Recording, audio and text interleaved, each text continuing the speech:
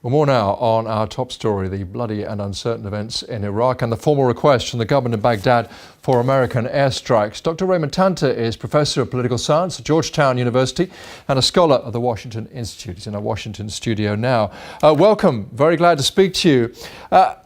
How do you see events most likely playing out now in Iraq? Well, the U.S. Air Force is simply not an Air Force of the narrowly Shiite-based government that Prime Minister Maliki is running. Maliki has to reach out to the Sunnis and to the Kurds prior to getting any kind of military strikes. And then I think you should follow the Hippocratic Oath, which says, first, do no harm.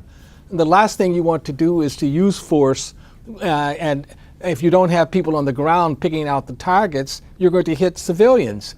So do no harm, don't use force prematurely, even if Maliki is begging for it. And by the way, Iran would love to be called in by Maliki to protect these holy sites in Karbala and various places like that. And that would be legitimizing a role for Iran that it is covertly playing now. I was in Iraq right after the surge in 2007, and I saw in Kirkuk and in Kurdistan, in Erbil, for example, many of the Quds force, special forces of the Islamic Revolutionary Guards Corps, they are there now. The Quds force is present, and the last thing America needs to do is legitimize their presence in Iraq.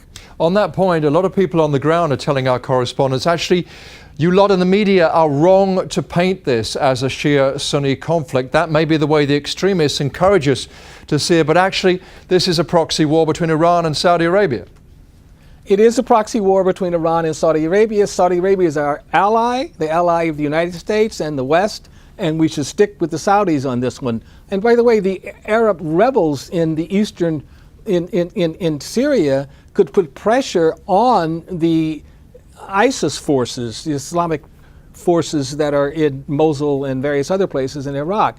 But you have to reach out to these moderate rebels by providing them with arms, because there's an entente cordiale between Damascus on one hand and Iraq and the ISIS forces on the other hand, where they don't attack each other. So the moderate forces have to be armed. And finally, a very quick point, on the 27th of June, the Iranian dissidents and the Arab rebels are meeting in Paris, about 100,000 of them. And that should be mentioned by some of the Western leaders, and that would send shivers down the spines of those in Tehran, Damascus, and ISIS itself. The last thing ISIS wants are the moderate Iranians and the moderate Arabs to get together. Just very quickly, if you can, do you think, though, American airstrikes are still the most likely thing to happen?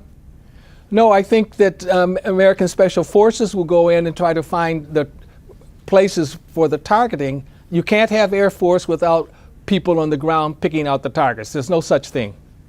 Dr. Tanter, thank you very much. Pleasure.